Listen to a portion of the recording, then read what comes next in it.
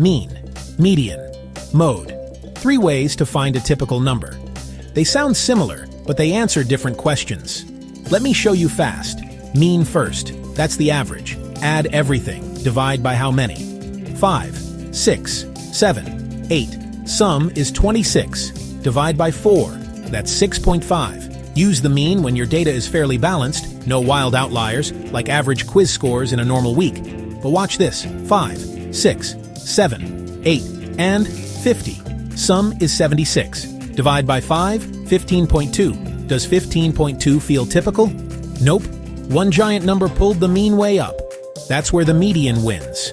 Median is the middle value once you sort. 5, 6, 7, 8, 50. The middle is 7. If there's an even amount, average the 2 middle numbers. Use the median when your data is skewed or has outliers. Incomes, house prices, one test score went horribly wrong. Now the mode.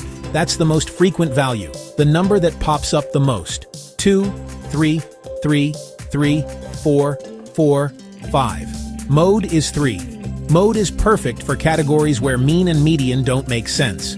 Favorite shoe size in a store? The mode tells you what to stock. Most common grade band? Mode. You can have no mode, one mode, or multiple modes if there's a tie. Quick compare. Mean, sensitive to every value, especially outliers. Best for symmetric, clean data. Median, ignores extremes. Best for skewed data, or when outliers exist. Mode, most common item. Best for categories, or when most popular is what you need. Fast how-to checklist. Mean, add, then divide by the count. Median, sort, pick the middle. Even count, average the 2 middle. Mode, tally frequencies. Choose the highest count. 1 data set, 3 stories. Pick the measure that answers your question. If you want balance, choose mean.